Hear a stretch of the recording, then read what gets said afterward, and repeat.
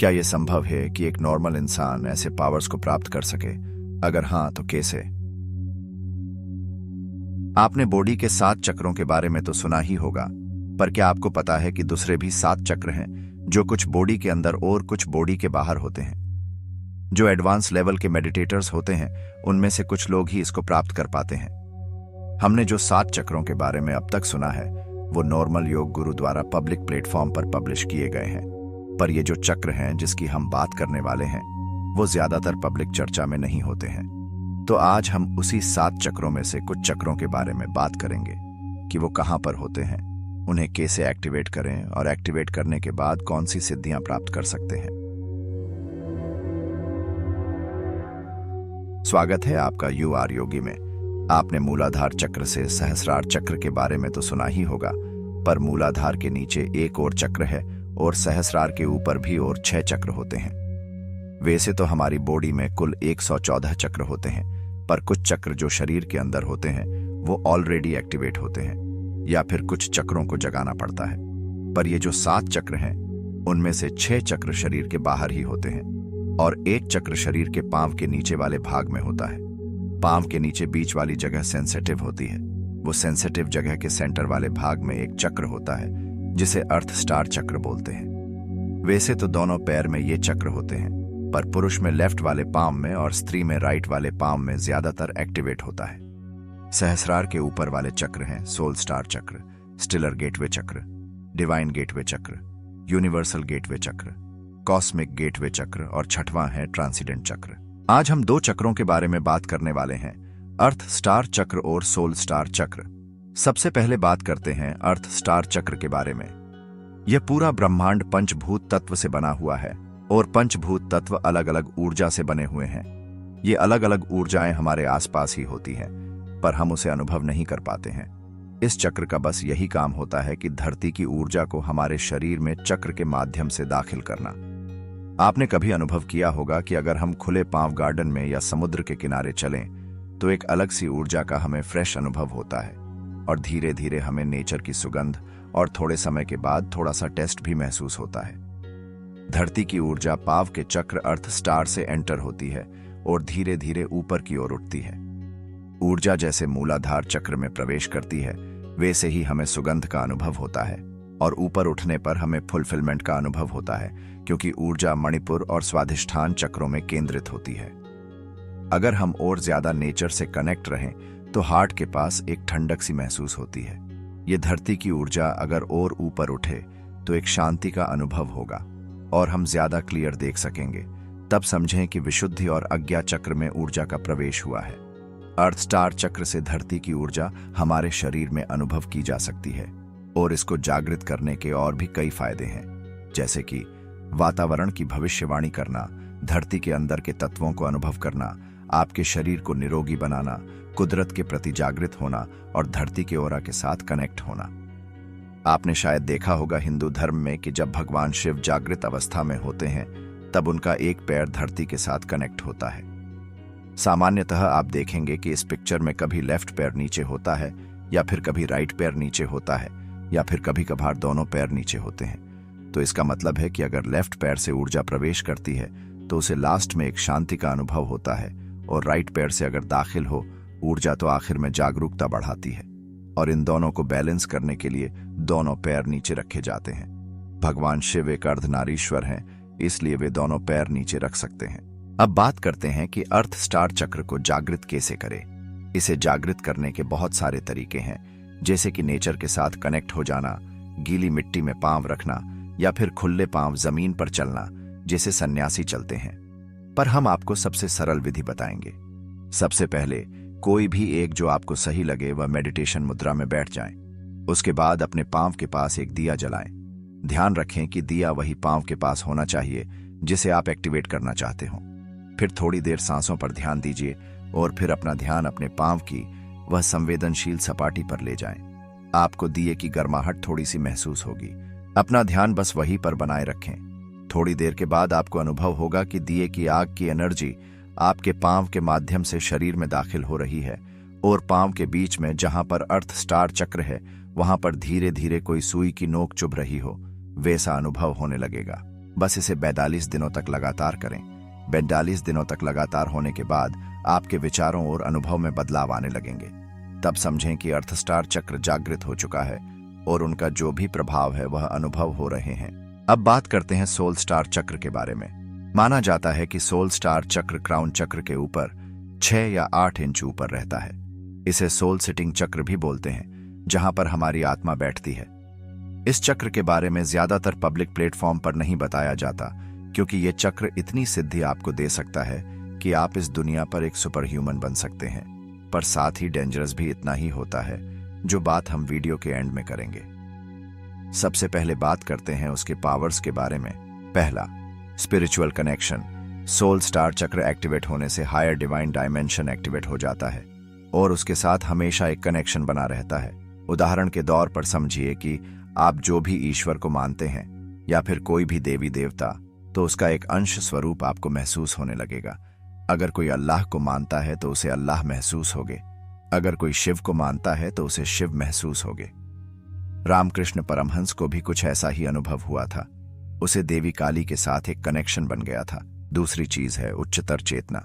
हमारे शरीर के अंदर एक चेतना होती है जिसके कई सारे नाम हैं। कोई उसे आत्मा बोलता है, कोई उसे जीव बोलता है, कोई उसे भगवान बोलता है। उदाहरण के तौर पर चेतना को समझने के लिए तो समझिए कि कोई एक मशीन है। जब तक मशीन के अंदर एक इलेक्ट्रिक एनर्जी दाखिल नहीं होगी तब तक वह मशीन बस एक बॉडी ही है। जब इलेक्ट्रिसिटी दाखिल होती है तब वह मशीन अपना काम करने लगती है और जीवित हो जाती है। अब उच्चतर चेतना को समझिए तो आपको अपने क्राउन चक्र के ऊपर एक छोटा सा सूक्ष्म शरीर दिखेगा, और जब भी आप कुछ सोचेंगे और आपके मन में जो भी विचार चलेंगे, उनमें से कई सारे विचार बस वही चक्र से आएंगे। जो विचार बहुत ही उच्चतर विचार होंगे, जैसे किसी उच्च आत्मा द्वारा बोले गए हों।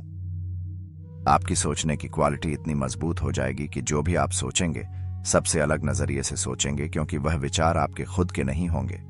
बस यही होगा कनेक्शन में। ईश्वर का कोई वॉयस नहीं होता या फिर ईश्वर की बॉडी का कोई आकार भी नहीं होता। आप जो भी मन में प्रश्न करेंगे उनका जवाब आपके विचारों द्वारा आपको मिलेगा। तीसरी चीज है क्लेवोयंस। आपने कई बार सुना होगा कि हर एक चीज का एक ओरा होता है। इस दुनिया पर आत्मा घूमती है। ये सभी चीजें ऐसी होती है कि सभी लोगों को नहीं दिखती।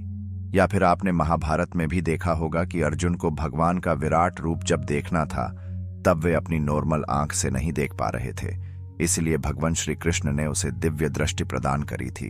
अब इसे यौगिक साइंस की नजर से देखें तो हाँ, ये संभव है कि जब आपके पास ये सिद्धि हो तो आप किसी और इंसान के अंदर ये शक्ति को ट्रांसफर कर सकते हैं कुछ क्षण के लिए। जैसे गुरु अपने शिष्य को शक्तिपाठ देकर कुंडलिनी ऊर्जा कुछ देर के लिए जागृत करते हैं। जब मानवीय शरीर में क्लेवोयंस एबिलिटी यानी कि दिव्या दृष्टि जागृत हो जाती है, तब हम दिव्य आत्मा भी देख सकते हैं, सभी इंसान के ओरा भी देख सकते हैं और देखकर हम निर्णय भी ले सकते हैं कि उस इंसान की नीयत क्या है। क्लेवोयंस एक आध्यात्मिक या पैराप्सिकोलॉजिकल गुण है जिसमें एक व्यक्ति को दूसरों की बातों को सुनने, देखने या महसूस करने की क्षमता होती है, जो उनके साधारण इंद्रियों से बाहर होती है। यह एक अद्भुत और अस्वाभाविक क्षमता हो सकती है जिसके द्वारा व्यक्ति दूसरों के मन की योजनाएं, अभिप्रेत या गतिविधियों को जान सकता है। अब चौथी चीज है क्लेरोडियंस। जब सोल स्टार चक्र एक्टिवेट हो जाता है तब हमारे कानों की सुनने की सेंसिटिविटी एक्टिव हो जाती है और हम ऐसी ध्वनि को सुन सकते हैं कि कोई नॉर्मल इंसान उसे नहीं सुन पाता। जनरली हमारी सुनने की कैपेसिटी 20 हर्ट्ज से लेकर 20,000 हर्ट्ज की होती है। उनके ऊपर की और उनके नीचे की हर्ट्ज हम सुन नहीं पाते हैं। वैसे ही हमारे स्पर्श को अनुभव करने की कैपेसिटी होती है। जब भी किसी का हैवी एक्सीडेंट होता है तब कुछ क्षणों के लिए वो पेन हमें महसूस नहीं होता। कुछ देर के बाद वो पेन हमें महसूस होने लगता है, क्योंकि शुरुआत में वो पेन की सेंसिटिविटी और डेसिबल हाई होती है जो हम अनुभव नहीं कर पाते हैं। पर थोड़ी देर में पेन कम होता है और हमारे अनुभव की क्षमता में आ जाता है, तब हमें पेन का अनुभव होता है। सेम उसी तरह सुनने में भी होता है। क्लेरोडियंस एक्टिव होने से हमें हमारे शरीर के अंदर से भी कुछ आवाजें सुनाई देती है, जैसे कि मंदिर की घंटियां, ओम ध्वनि तथा शरीर में हो रहे बदलाव के आवाज।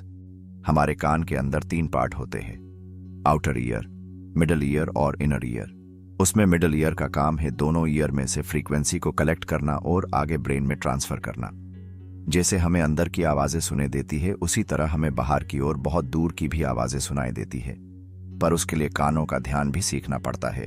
कानों के मेडिटेशन को ध्वनि अनुक्रिया बोलते हैं। कोई अगर हमारे आसपास या फिर बहुत ही नजदीक शोर मचा रहा है और हमें बहुत ही दूर बज रहे किसी म्यूजिक को सुनना है, तो इस मेडिटेशन से हम कर सकते हैं। आसपास का शोर एकदम जीरो हो जाता है और दूर बज रही ध्वनि की आवाज बढ़ जाती है। अंग्रेजी में एक बुक है द सीक्रेट टू हेल।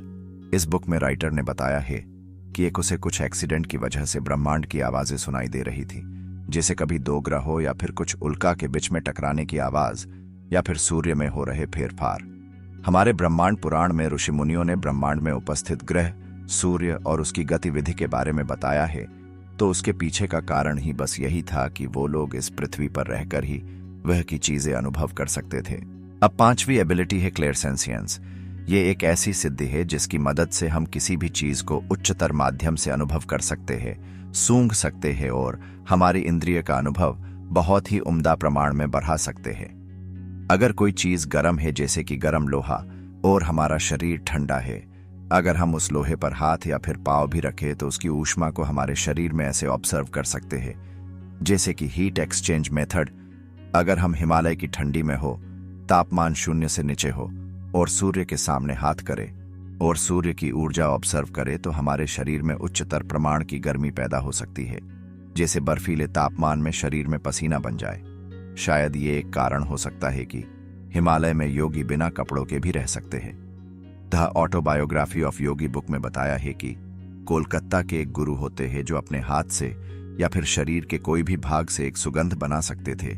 इसके पीछे का विज्ञान बस यही है कि जैसे हम किसी भी चीज से ऊर्जा ऑब्जर्व करके उसे एकत्रित करके शरीर के कोई भी भाग में जमा कर सकते हैं और उसे महसूस कर सकते हैं, वैसे ही किसी भी सुगंध को कल्पना करके या फिर भौतिक दुनिया से सुगंध को सूंघकर अपने शरीर के कोई भी भाग पर एकत्रित कर सकते हैं। दूसरी चीज है ऊर्जा और वाइब्रेशन। अगर ऊर्जा अनुभव की बात करें तो ऑटोबायोग्राफी ऑफ योगी बुक में एक किस्सा बताया जाता है कि जब परमहंस योगानंद अपने शिष्य को ढूंढते हैं, तब वो अपने शिष्य की ऊर्जा को अनुभव करते हैं और उसी दिशा में आगे बढ़ते हैं। अगर आप भी ऐसी ऊर्जा को अनुभव करना चाहते हैं तो मैं एक मेथड आपको सिखाता हूं, वो करके आप ऊर्जा का अंश भर अनुभव कर पाएंगे। जहां पर भी आप हो, खड़े हो जाए, अपने मन को एकदम शांत कर दीजिए, डीप ब्रीथ लेकर आंखें खुली रखें और अपने पूरे ब्रेन पर फोकस करें। ध्यान रखें कोई भी छोटा सा अनुभव छूटना नहीं चाहिए। अपने विचारों को बंद कर दीजिए और पूरा ध्यान ब्रेन पर रखें। अब बहुत ही धीरे धीरे गोल गोल घूमें और बहुत ही ध्यानपूर्वक महसूस कीजिए आपको एक दिशा में से कुछ ऊर्जा महसूस होगी। जो दिशा में ऊर्जा महसूस होती है उस दिशा में रुक जाए और बहुत ही ध्यानपूर्वक शांत होकर उस ऊर्जा को महसूस कीजिए। वो ऊर्जा किसी भी प्रकार की हो सकती है, शायद किसी मूर्ति से या फिर किसी पदार्थ से निकल रही हो। अगर उस ऊर्जा की दिशा में आगे बढ़ेंगे तो अंत में उसका एक सोर्स मिलेगा, जैसे कोई मूर्ति या फिर पदार्थ, और इस मूर्ति के सामने आंख बंद करके ध्यान करने से आपको एक वाइब्रेशन महसूस हो सकती है। अक्सर आपने देखा होगा कि जो बड़े बड़े मंदिर होते हैं वह पर ऐसी ऊर्जा और वाइब्रेशन अक्सर महसूस होते हैं और कभी कभार ऐसे वाइब्रेशन हमें गुस्बम्प्स भी दे जाते हैं। पुराने समय में राजा महाराजा शास्त्र की मदद से एक ऐसा मंदिर का निर्माण करते थे कि वहां से हमेशा एक ऊर्जा का प्रवाह निकलता रहे। अगर आप कैलाश गए हो कभी तो ये बात आप काफी अच्छी तरीके से महसूस कर पाएंगे। अब छठवीं एबिलिटी है टेलीपैथी। माना जाता है कि भगवान शिव ने जब सप्तर्षि को ज्ञान दिया था तब बिना बोले मौन रहकर दिया था। आज के जमाने में अगर हम सोचेंगे तो लगेगा कि ये कैसे संभव हो सकता है, पर यह संभव है। उसके लिए आपका उम्दा प्रमाण का योगी होना जरूरी है। जब भगवान शिव इस धरती पर आए तब वो ध्यान में बैठे। नगर में से काफी लोगों की भीड़ जमा हुई। सब लोगों को लगा कि ये योगी कुछ चमत्कार करेंगे, पर शिव ने ऐसा कुछ भी नहीं किया। बस वो स्थिर बैठे रहे। धीरे धीरे लोग वहां से उठकर चलने लगे। काफी दिन हो गए। जो हजारों की भीड़ लगी थी उनमें से कुछ गिने चुने लोग ही बचे और कुछ महीने गुजरने के बाद वह पर 7 लोग ही बचे जो शिव के सामने बैठे हुए थे। वो भी मौन थे और शिव भी मौन थे। फिर भी कहा जाता है कि शिव ने सप्तर्षि को महायोगी बनने की शिक्षा दी थी। अब एक बात समझे कि हमारे हिंदू धर्म में जो भी कथा बताई गई है वो कोई कथा मनोरंजन हेतु के लिए नहीं बनाई गई। अगर हर एक कथा को यौगिक पर्सपेक्टिव से देखे तो हर एक कथा हमें कुछ न कुछ लॉजिक बताती है। उदाहरण के द्वार पर समझे कि रामायण में हनुमान जी ने अपने शरीर को सूक्ष्म बनाया था, तो ये कथा को अगर हम यौगिक पर्सपेक्टिव से देखें तो आपने सुना होगा कि हमारे शरीर चेतना के 7 स्तर होते हैं। उनमें से एक होता है सूक्ष्म शरीर। अब यह सूक्ष्म शरीर की कथा आपको श्रीमद् भगवत महापुराण में भी मिलेगी। जब भगवान कृष्ण और बलराम सांदीपनी ऋषि के साथ योग अभ्यास कर रहे थे, तब सांदीपनी ऋषि अपने शरीर से सूक्ष्म शरीर बाहर निकालकर इस जगत और इस ब्रह्मांड की यात्रा करवाते हैं। तो रामायण की कथा के अनुसार यह संभव है कि हनुमान जी ने अपना सूक्ष्म शरीर बाहर निकालकर यात्रा करी हो। इस जगत में विज्ञान लॉजिक को मानता है, पर कुछ लॉजिक इतने एडवांस लेवल के होते हैं कि वो मॉडर्न साइंस साबित नहीं कर सकता और उसके लिए योगिक साइंस की मदद अनिवार्य है। शायद इसलिए ही हमारे हिंदू ग्रंथ इतने सालों के बाद भी हमारी सोच से भी ऊपर है। तो बात करते हैं सप्तर्षि के ऊपर, तो उसके पीछे का योगिक पर्सपेक्टिव बस यही है कि टेलीपैथी की मदद से 7 सप्तर्षि और भगवान शिव ने मनोमन कनेक्शन बनाया और सप्तर्षि योगी से महायोगी बने। टेलीपैथी की एबिलिटी हर एक के लिए अलग हो सकती है, जैसे कि विचारों का आदान प्रदान, कल्पना का आदान प्रदान, और अगर कोई अघोरी हो तो वो इसका उपयोग वशीकरण के लिए भी कर सकता है। अंत में कथा में यह भी कहा जाता है कि शिव ने सप्तर्षि को जो भी सिखाया था वो गुरु दीक्षा में वापस मांग लिया और सप्तर्षि उसे वापस देकर रोने लगे। अगर ये कथा को योगिक पर्सपेक्टिव से देखे तो समझिए कि जब कोई गुरु अपने शिष्य को शक्ति पाठ देता है, तब वो शक्ति का अनुभव शिष्य को कुछ क्षण भर के लिए ही करवाता है। थोड़ी देर के बाद गुरु अपना अंगूठा शिष्य के अजना चक्र से हटा देता है और शिष्य रोने लगता है, क्योंकि वो माया का अनुभव फिर से करने लगता है। अब छठवीं सिद्धि है परिगणेशन। हमारा साइंस मानता है कि जब हमारा सबकॉन्शियस माइंड एक्टिव हो जाता है, तब हम कुछ मिनट भर आगे क्या होने वाला है उसका अनुभव कर पाते हैं, पर वो हर बार सही निकले ये जरूरी नहीं होता। आपने कभी अनुभव किया होगा जब कोई भी निर्णय लेना होता है तब आपकी सहमति उसमें नहीं होती और अंत में वो निर्णय आपको सही लगता है। उदाहरण के द्वार पे समझे तो एक कॉमन उदाहरण, जैसे कि हमारे फ्रेंड सर्कल कहीं बाहर जाने की बात करते हैं पर हमारी उसमें सहमति नहीं होती। वो असहमति के पीछे का कारण भी हमें पता नहीं होता कि हम क्यों मना कर रहे हैं, क्यों हमें कॉन्फिडेंस नहीं आ रहा है और क्यों हमें नहीं जाना चाहिए। पर थोड़े समय के बाद जब हमारे मित्रों वहां पे जाते हैं तो उसके साथ कुछ न कुछ बुरा अनुभव होता है और तब हमें लगता है कि अच्छा हुआ मैं उधर नहीं गया। भगवान बुद्ध ने कहा था कि कोई भी इंसान जाने में या फिर अनजाने में अपनी पूरी जिंदगी में एक बार तो सभी चक्र का इस्तेमाल कर ही लेता है, पर जो योगी होते हैं वो अपने हिसाब से चक्र का इस्तेमाल करते हैं। हिंदू धर्म में एक पुराण है, भविष्य पुराण। इस पुराण में अभी रिसेंटली जो हो रहे इवेंट्स उसके बारे में मेंशन किया गया है, जैसे कोविड, विश्व युद्ध और कौन सा देश कब सत्ता पर होगा। तो इस बात से हम साबित कर सकते हैं कि भविष्य पुराण लिखने वाले जो ऋषि मुनि थे उसमें यह सिद्धि हो सकती है कि वो भविष्य का अनुभव कर सके, जैसे हम कुछ क्षणों का अनुभव कभी कभार कर लेते हैं। शास्त्र में एक श्लोक है, आत्मनम देहस्य विश्वासयेत। इसका मतलब है कि अपनी चेतना पर विश्वास करो। चेतना तुम्हें हमेशा आनंद ही देगी, क्योंकि मानवीय चेतना ईश्वर का रूप है और ईश्वर कभी भी दुख नहीं देता। ये चेतना ही है जो हमारे साथ कम्युनिकेट करती है और हमारे विचारों के माध्यम से हमें रास्ता दिखाती है। अभी के जमाने में एक ट्रेंड चल रहा है, नेवर गिव अप। अगर तुम्हारी मनुष्य चेतना बोल रही है इस काम को मत करो, तो फिर मत करो उस काम को। सम्मान करो इस चेतना का, क्योंकि मनुष्य में मनुष्य चेतना से बड़ी कोई ताकत नहीं होती। अगर तुम चेतना का नहीं सुनोगे और नेवर गिव अप वाली थियरी को लेकर मानवीय चेतना को अजड़ बना दोगे, तो फिर हमेशा तुम्हें उल्टे ही रिजल्ट मिलेंगे। परिगणिशन एबिलिटी बस यही है, जब तुम उसकी सुनने लगते हो तब वो ज्यादा प्रभावशाली हो जाती है और तुम्हें हर पल निर्णय लेने में मदद रूप होती है। और इसे जागृत करने के 2 रास्ते हैं, एक है सोल स्टार चक्र पर मेडिटेशन और दूसरा है आत्मनम देहस्य विश्वासियत, यानी कि अपनी चेतना का सम्मान करो, झुक जाओ उसके सामने, क्योंकि इस दुनिया में ह्यूमन कॉन्शियसनेस से बड़ी कोई ताकत नहीं होती। अब 7वीं एबिलिटी है मीडियमशिप। युवल नूह हरारी की एक बुक है सेपियंस। इस बुक में बताया गया है कि जो शुरुआती साधारण मनुष्य थे या फिर जो आदिमानव थे, उसे पता नहीं था कि सोचा कैसे जाता है और सोचते समय कहाँ पर ध्यान लगाया जाता है। तो वो लोग सोचने के समय स्वाधिष्ठान चक्र पर ध्यान करते थे, जो चक्र जनेंद्रिय के ऊपर होता है। और स्वाभाविक सी बात है कि वो लोगों का उस समय काम ही वही था कि जनसंख्या में बढ़ावा करे और कुछ सेल्फ डेवलपमेंट या फिर सिटी डेवलपमेंट के बारे में ना सोचे। अब स्वाधिष्ठान चक्र का काम ही यही है कि हमारे विचारों को बैलेंस करे। अगर हम किसी प्रिय पात्र के साथ लॉन्ग ड्राइव पर जा रहे हैं तो मन से हम काफी ज्यादा प्रसन्न होंगे। उस समय बस ऐसा लगेगा कि सब कुछ अच्छा है और सब अच्छा हो रहा है। अगर उसी समय अगर कोई सामने आ जाता है और एक्सीडेंट होने से बच जाता है, तभी उसी समय पेट में नाभि के नीचे कुछ गड़बड़ी सी होगी, जैसे रोलर कोस्टर में होती है, और हम पॉजिटिव सोचना बंद कर देते हैं थोड़ी देर के लिए। बस स्वाधिष्ठान चक्र का काम ही वही है कि वो हमारे विचारों को बैलेंस करता है। अगर आप बहुत ही ज्यादा पॉजिटिव सोचने लगते हो तो वो चक्र कुछ नेगेटिव विचारों को आपके मस्तिष्क में दाखिल करेगा, जिसकी वजह से आप बैलेंसिंग अनुभव करेंगे और दोनों बाजू से विचार करने पर मजबूर हो जाएंगे। अब जो बुक में मेंशन किए गए आदिमानव थे, उसे पता नहीं होता था कि विचार करने समय अजना चक्र पर ध्यान दिया जाता है। वो लोग ज्यादातर स्वाधिष्ठान चक्र पर ध्यान करके सोचते थे और हमेशा नेगेटिव रिजल्ट्स ही पाते थे।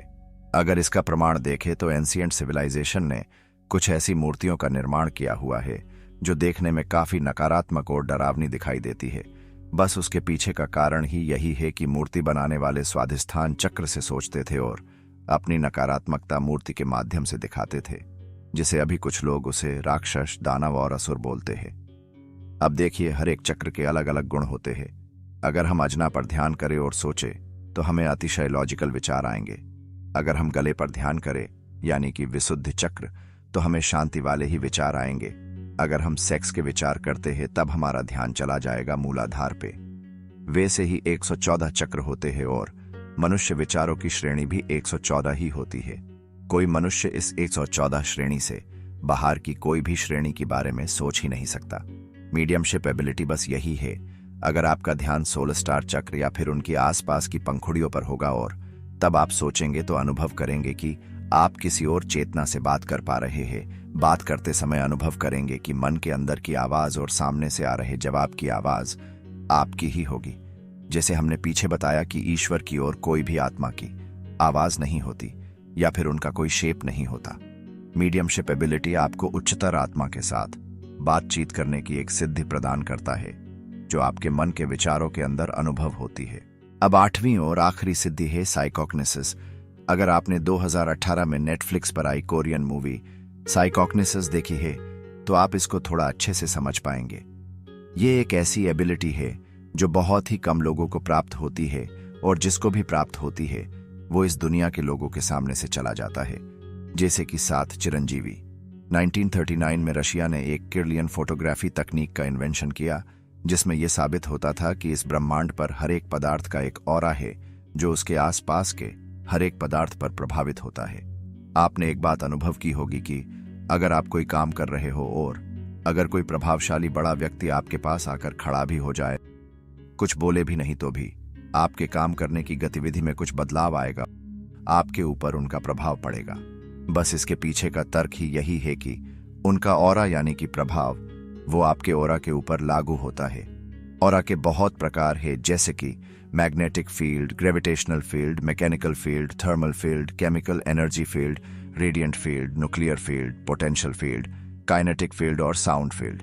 अगर हर एक फील्ड के बारे में बात करेंगे अभी तो ये वीडियो बहुत लंबा चलेगा, इसलिए बात करते हैं मेन टॉपिक के ऊपर। उदाहरण से समझे कि पृथ्वी सूर्य की मैग्नेटिक फील्ड से प्रभावित होकर परिभ्रमण करती है। अगर 2 मैग्नेटिक फील्ड एक दूसरे के साथ कनेक्ट हो जाए और उनमें से जो प्रभावशाली या फिर जो बलशाली मैग्नेटिक फील्ड है वो दूसरे मैग्नेटिक फील्ड के परमाणु को कंट्रोल कर सकता है और उनको अपने इच्छा के अनुसार हिला भी सकता है। आपने हिंदू धर्म पर बनी कुछ सीरीज में देखा होगा कि उस समय के राक्षस भी बिना छुए चीजें हिला सकते थे और उसे अपने मन से कंट्रोल कर सकते थे। अगर देखा जाए तो उस समय के राक्षस भी हमारे से भी ज्यादा शक्तिशाली और सिद्धि प्राप्त करने वाले थे, पर उन्होंने अपनी शक्ति का उपयोग अपने फायदे के लिए किया, इसलिए वो राक्षस कहलाए। और कुछ लोगों ने इस सिद्धि का उपयोग अच्छे काम के लिए किया तो वो भगवान कहलाए। जैसे वेपन्स आर्मी के पास भी होती है और आतंकवादी के पास भी होती है, पर उपयोग अलग अलग होता है। तो बस इस एबिलिटी के बहुत सारे फायदे हैं, जैसे कि किसी चीज को बिना छुए कंट्रोल करना, स्पीड से ट्रैवल करना अथवा वातावरण के साथ तालमेल बनाकर सफर करना। अब ये जानते हैं कि ये सिद्धि प्राप्त कैसे होती है। पुराने समय में शिष्य गुरु के निर्देश के अनुसार इसे प्रयोग करते थे, और हम भी वही सजेस्ट करना चाहेंगे कि ये सिद्धि जितनी सुनने में अच्छी लगती है उतनी ही कीमत चुकानी पड़ती है। इसे प्राप्त करने में तो कृपया गुरु के निर्देश के बिना इसे अप्लाई न करें। सबसे पहले शिष्य एक मेडिटेशन मुद्रा में बैठता है। उसके चारों बाजू एक गुरु और 4 अनुयायी होते हैं जो ध्यान के दौरान मंत्र उच्चारण और इष्ट देव श्लोक उच्चार करने का काम करते हैं।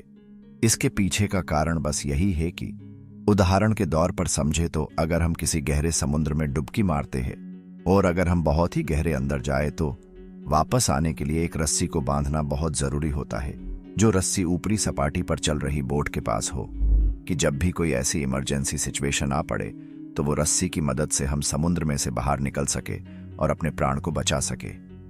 शिष्य अपने साधारण ध्यान की मुद्रा में बैठकर ध्यान की स्थिति में दाखिल होता है। दाखिल होने के बाद वो अपने मूलाधार चक्र पर ध्यान करेगा और मूलाधार चक्र को जागृत करने का मंत्र भी उच्चार करेगा। साथ साथ जो आसपास गुरु और अनुयायी बैठे हैं वो गुरु के निर्देश के मुताबिक मंत्र के उच्चार करेंगे, जैसे कि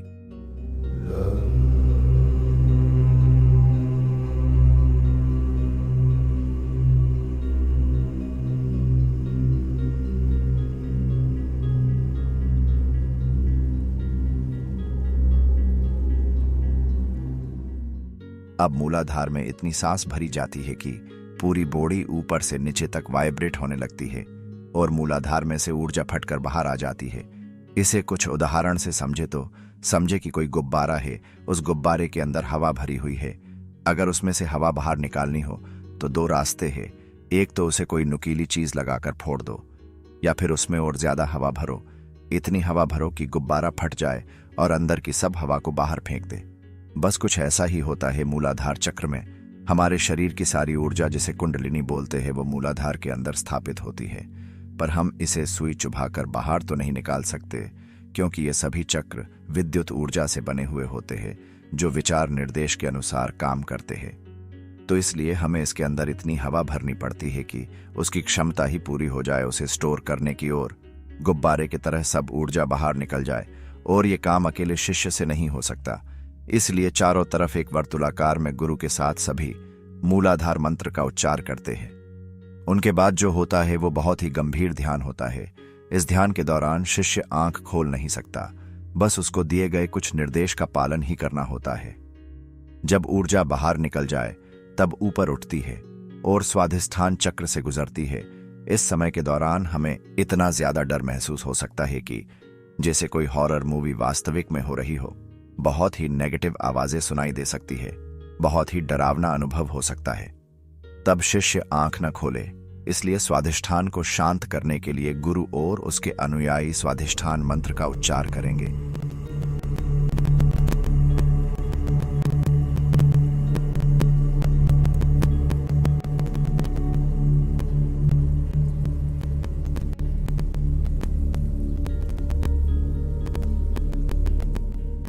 पतंजलि योग सूत्र के अनुसार अगर स्वाधिष्ठान की ऊर्जा को नियंत्रित करना है तो उस ऊर्जा को स्वीकार करे और दिल में एक प्यार ज्योति जगाए और उसे प्यार से देखे।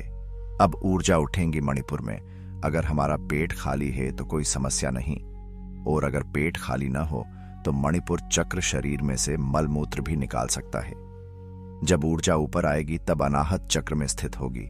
अगर आपको अनाहत चक्र का एकदम सही स्थान जानना है तो गूगल कीजिए कि थाइमस ग्लैंड लोकेशन। ऊर्जा अनाहत में स्थित होगी और उस समय ऐसा अनुभव होगा कि जैसे हमारी छाती शक्ति से फूल गई हो, और किसी को ऐसा भी अनुभव हो सकता है कि छाती फट के ऊर्जा बाहर निकल जाए, जैसे रामायण में हनुमान जी ने कैसे अपनी छाती चीरकर भगवान दिखाए थे। बस उसके पीछे का यौगिक पर्सपेक्टिव यही है कि अंदर की ऊर्जा, जिसे आप कोई भी नाम दे सकते हैं, कोई राम कहता है, कोई शिव कहता है, या फिर कोई उसको अल्लाह कहता है, अगर इस ऊर्जा को भी नियंत्रण करा जाए तो ये ऊर्जा आगे जाएगी विशुद्धि चक्र में। इसमें भी प्रक्रिया वही होती है कि सांस भरो, मंत्रोच्चार और बाहरी मंत्रोच्चार का अपने शरीर पर प्रभाव पड़ने दो, क्योंकि हमारा पूरा शरीर भी कान की तरह सुनता है। श्वास देकर चक्र को शांत किया जाता है और उसे वाइब्रेट किया जाता है। वाइब्रेशन के दौरान कुछ चीजें महसूस हो सकती है, जैसे कि मुंह में से वीर्य बाहर आ जाना और पूरा मस्तिष्क वाइब्रेट होना। अपना श्वास अंदर लेते समय सो और बाहर निकलते समय हम उच्चार करना है। ये सभी यौगिक प्रक्रिया हमने खुद प्रयोग की हुई है और शास्त्र से भी कुछ जानकारी प्रमाण के स्वरूप में ली गई है। आगे गुरु मंत्र को सुनते जाना है। और अंत में इतनी शांति का अनुभव हो सकता है कि आपने पूरे जीवन में कभी भी महसूस ही न की हो। हिंदू धर्म में भगवान शिव की एक प्रतिमा है, उसे नीलकंठ महादेव बोलते हैं। इसके पीछे का योगिक साइंस वही है। जो नीला रंग वह पर दिखाया जाता है वो बहुत ही ठंडा और बहुत उम्दा प्रमाण की शांति का प्रतीक है। अब यहाँ पर शिष्य के पास दो विकल्प होते हैं। अगर वो डर गया है तो ध्यान से बाहर भी आ सकता है या फिर आंखें बंद करके आगे भी जा सकता है। क्योंकि हर कोई इस अनुभव को झेल नहीं पाता है, इसलिए ही ये प्रक्रिया पब्लिक प्लेटफॉर्म पर नहीं मिलती। पब्लिक प्लेटफॉर्म पर ज्यादातर व्यापार की दृष्टि से ही सब सिखाया जाता है। कुछ ही गिने चुने स्मृति शास्त्र है, जैसे कि हठ योग प्रदीपिका, जो समाधि से भी ऊपर के चक्र के बारे में बोलते हैं, पर उसमें भी इतना डिटेल्स में नहीं बताया जाता। अब आगे शिष्य अगर आगे जाए तो एक शांति के अनुभव के बाद ऊर्जा स्थापित होगी अजना चक्र में। जैसे आगे हमने बताया कि कान के 3 भाग होते हैं, बाह्य, आंतरिक और मध्य, उसी तरह अजना चक्र के भी 3 भाग हैं, जो भगवद गीता में भगवान कृष्ण ने अर्जुन को बताया था कि तो मामेव कौन्तेय योगम विन्यनाति हो त्यजन ये प्रयाति त्यजन देहम स याति परमां गतिम। अर्थात अगर बाहर की दुनिया के बारे में समझना है तो अपने नाक की टोच पर ध्यान दो, अगर आंतरिक दुनिया के बारे में समझना है तो आंखों के बीच में अंदर वाले भाग में ध्यान दो। स्वामी विवेकानंद ने अपनी पूरी जिंदगी नाक के टोच वाले हिस्से में ही ध्यान दिया और वो उसके आगे कभी नहीं बढ़ पाए। एटलीस्ट स्वामी विवेकानंद समाधि को भी प्राप्त नहीं हुए थे। समाधि के आगे की महासमाधि और दूसरे अनुभवों की तो बात ही बहुत दूर है। भगवान श्री कृष्णा एक गुरु है और गुरु हमेशा रास्ता दिखाता है, चलना हमको ही पड़ता है। जैसे हम आंतरिक अजना चक्र पर ध्यान करते हैं, धीरे धीरे हमारा ध्यान चला जाता है हमारे पिनाइल ग्लैंड के ऊपर। उस समय आप अपनी ऊर्जा को देख सकेंगे। ऊर्जा इस प्रकार से दिखाई देंगी कि एक बहुत ही शक्तिशाली बालक कि जिसके पास बहुत सारी शक्ति आ गई है और सब कुछ तबाह करने के लिए तैयार है, या फिर बहुत ही अशांत है, जैसे हनुमान जी अपने बचपन में थे। फिर शिष्य इस ऊर्जा को डीप ब्रीथिंग से शांत करेगा और श्वास बाहर निकालते समय इस मंत्र का मन से उच्चार करेगा।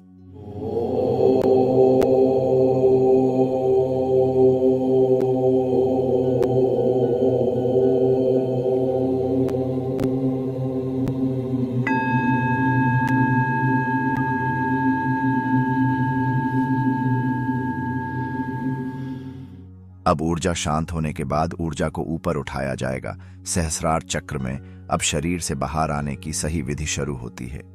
इस चक्र पर हमें समाधि का महसूस होगा, जैसे कि परम शांति। जैसे विशुद्धि चक्र पर कैसे शांति का अनुभव हुआ था, वैसे ही इधर परम शांति का अनुभव हो सकता है। कुछ अनुभव है जैसे कि श्वास बंद हो जाना, बाहर की आवाज बहुत ही न्यूनतम हो जाना, एक ब्राइट लाइट का दिखाई पड़ना और सभी विचारों का बंद हो जाना।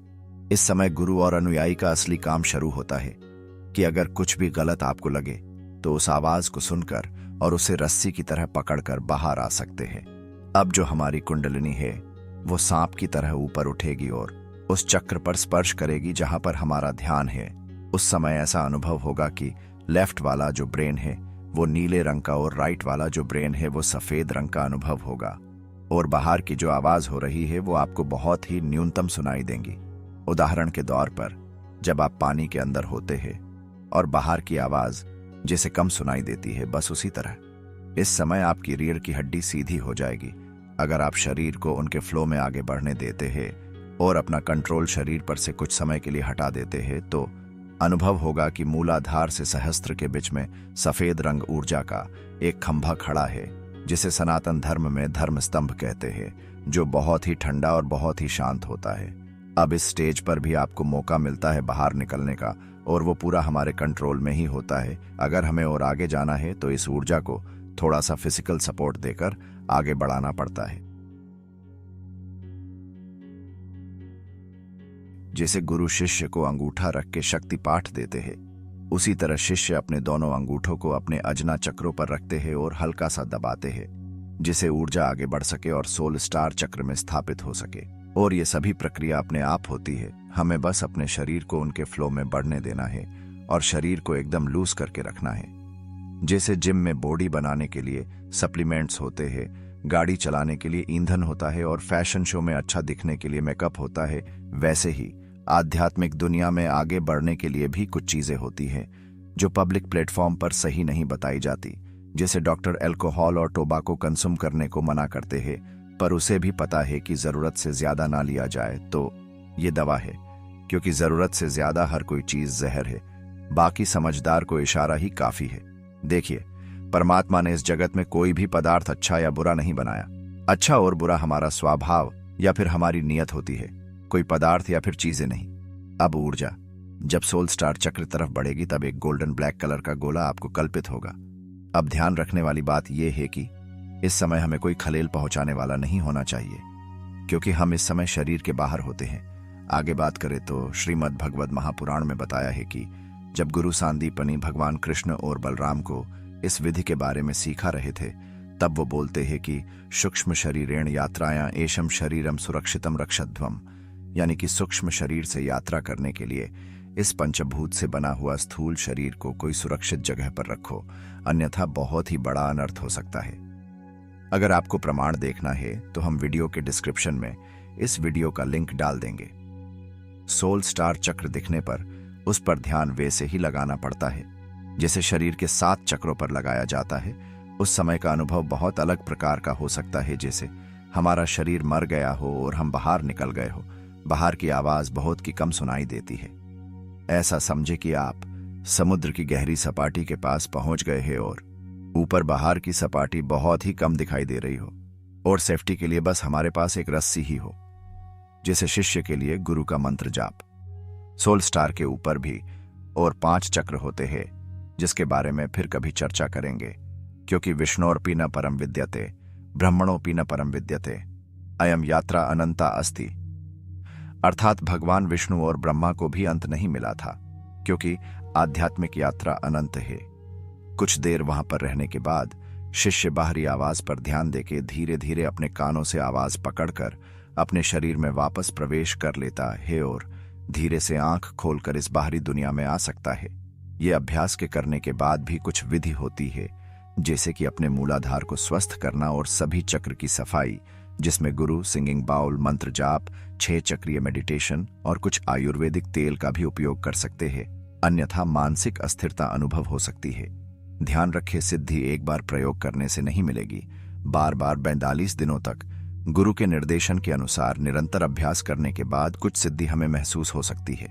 तो इस वीडियो में हमने सीखा कि अर्थ स्टार चक्र और सोल स्टार चक्र को जागृत कैसे करें और कौन कौन सी सिद्धियां प्राप्त कर सकते हैं।